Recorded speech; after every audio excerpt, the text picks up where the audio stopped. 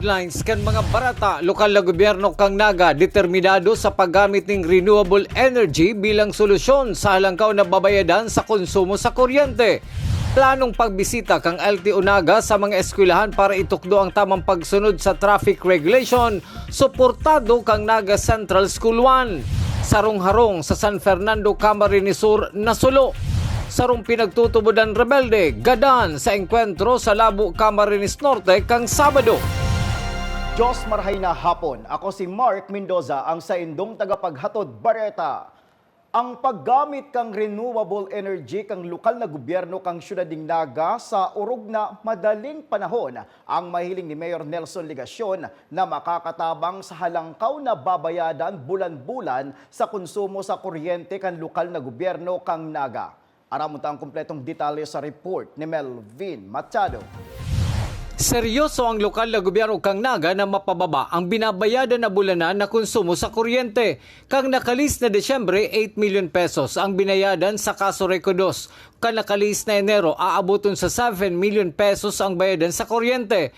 Sa sumada ni Mayor Nelson Ligacion, kung kada bulan may 7 million pesos na babayadan ang syudad sa loob ng 12 bulan, kaypon mag-alokar ang lokal na gobyerno nin 84 million pesos para sa kuryente. Ang milyones pesos na bayadan kan syudad resulta kang halangkaw na taripa sa kuryente kan kaso Reco 2. Kalakaaging bulan na Disyembre, 8 million pesos. If we assume na 7 million per month ang gustong sabihin sa bilog na taon, magasto kita, mabayad po kita nin 84 million pesos. Compared ka nakaaging taon, 2021, garo day po nga ni inabot nin 50 million pesos si binayadan ta. Kamali sa lakdang kang syudad, yung paggamit kang renewable energy aro kang solar power. Mas amay maimplementar sa mga piling edipisyo kang lokal na gobyerno, mas marhay. ASAP, why? Tano ta ASAP? Kung 14, kung 15, udah kulaon mapamanggiraray. Kung maibababa ta siya, mas maray para sa satuya. Kita na si ma-produce, dahil kita na si ma-produce, dahil nakita mayo nakita ang ibabayad duman sa itong system generation charge. Ito kasi matitipid ta, di ba? Andaman ang lokal na gobyerno kang Naga na mag-utang para sa na marealisar ang nasabing proyekto asin makatipid ang syudad sa bulanan na bayadan sa kuryente. Sa laog nin tulong taon, kung sige ang alukarta, 84. Pero kung nagka-40 na lang kita, 50, ito matitipon ta. For this year, the year thereafter, and subsequent years. Ngunyan, kung dahil pa available si kwarta, baadyan si kaputan. Pag dahil pa available si kwarta, mayo pa mapagkukuanan. Ano ang gigibuhon? Ako sa ili ko kung kayo pang iutang ko po yan. Tamalinaw si Bintahi kung igwa na po kitang solar panel. Para sa GNN TV48 Naga, Melvin Machado, Newsbreak. Mientras tanto, nagtatabang man ngunyan ang lokal na gobyerno kang Naga na makahanap nin baratong supplier o mapagkukuanan nin kuryente kang kaso Reco 2 apwera sa mga dating nakakakontrata kaini. Ang lakdang na ini kan lokal na gobyerno kang Naga gigibuhon maski da isubuot pinagahagad kan kaso Reco 2. And as one of the major power consumers in Casureco 2, kinaulay ta po baga ang manehamiento kan Casureco 2, pig-aram kung ano ang sitwasyon, ano si pwedeng gibuhon, nag-suggest po kita, si suggestion ta, kita na po sinanginutan na maghiro, asin ang sarong maray na resulta kan paghirota, pakikipag-ulay ta po sa Department of Energy, asin si commitment ninda na matawanan kita nin additional power supply equivalent to 20 megawatts. Padagos pa sa mga bareta, plano ni Mayor Nelson Ligacion bilang chairman kang Metro Naga Development Council na darahon sa indang pag-oorolay ang kamugtakan kan kaso Reco 2. Ang paghiro subuot kan lokal na gobyerno kang Naga dapit sa epekto kan halangkaw na taripa kan Kasureko 2 ang makakatabang sa banwaan na sakop kang MNDZ. Actually, natatabangan ta. Pero siguro dahil kita si chairman kan Metro Naga Development Council. Pero sa masunod na meeting kan MNDC, pag-uulayan mi po ini. Tibaad may mga certain agreements na mahaman and ipaabot na po sa Kasureko 2. Padagos pa sa mga bareta, bagong pamayo kan DILG Camarines Sur matabang sa kampanya kontra sa illegal na droga. Aram ang kumpletong detalye sa report ni Jerome Breeze. Mandato kan pamayaw kan DILG na si Secretary Benhur Abalos Jr. ang nagginibong reshuffle kan na Provincial Director sa Bicol. Si Julius Rodel Cal Ortiz ang bagong pamayongon kan DILG sa Camarines Sur na nagsalida kay Melody Relucio na yaon naman sa probinsya nin Camarines Norte. Kada 5 taon kaya subot nagre-review nin mga provincial directors na arong ka nangyari sa nasabing opisyal. May department order kami kayan na 5 years ang tour of duty ka mga provincial director. Anywhere in the country, even anywhere in the region. Pero kami, within the region lang. Except for the provincial directors kang island provinces based in the Nairo. Kami mga nasa mainland na Nairo. Every 5 years. Every 5 years pa yan. Ako sobrang na ako sa Sorsogon kay 5 years 5 years and a half. Anong reason for this shopping? May mandate ako kasi. Ang pinakaano, ang pinirma niya ni Secretary Anyo, aram kay isip po nito si Secretary Anyo is a former military officer. Gusto niya, dahil may kang familiarity sa mga leader sa lugar. Ang mga field officers, mga municipal local government authorities officer, 4 years na. Saro sa prioridad ka na DILG ang pagtabang sa mga otoridad sa pagpuhukan illegal na droga kay bahan ang Philippine National Police asin na PDEA. Katabang kami. Droga, yawan. Ang Secretary. Core program sa bilang Secretary ng DILG. Para sa GNN-TV 48 Naga, Jerome Breeze, Newsbreak. Sa pagbabalik kang news break, 2 pamilya apektado kan kasulo sa banwaanin San Fernando, Camarines Sur. Yan asin iba pang mga bareta sa pagbuelta kang GNN TV 48 Naga News Break.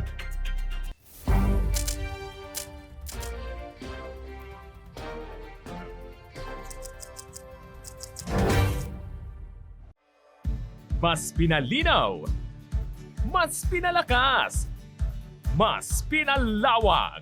Ang GNN TV 48 Naga, digital na! Kung ang inyong TV sets ay digital ready na, pindutin ang scan o search channel button at makikita ang GNN TV Channel 48.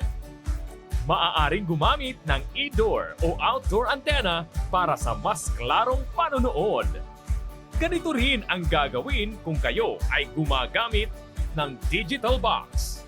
Sa mga susunod na araw, asahan ang mga programang malapit sa puso ng mga Bicolano. Flight attendants, prepare for takeoff, please.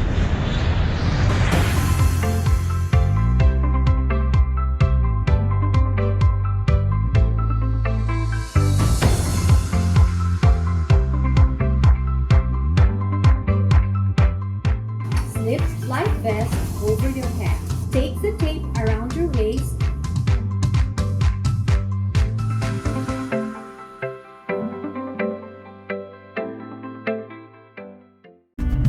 Sa oras ng sakuna, isa sa mga kailangan natin sa ating tahanan ay isang gubag. Ang isang gubag ay naglalaman ng tubig,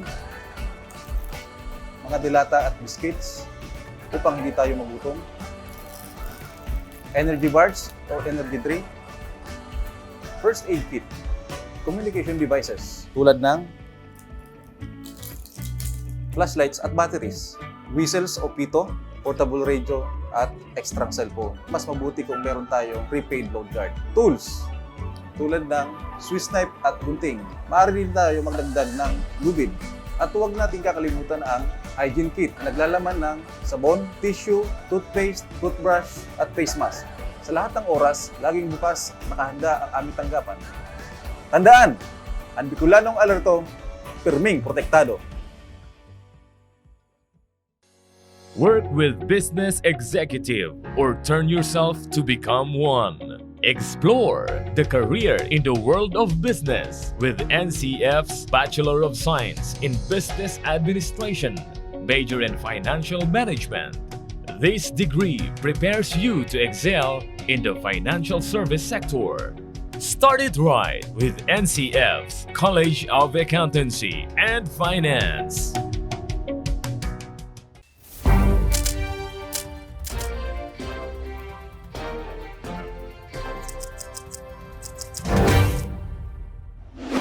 Padagos pa sa mga bareta, LTO Naga mabisita sa mga eskwelahan sa Naga para magtukdo kan tamang pagsunod sa traffic regulation.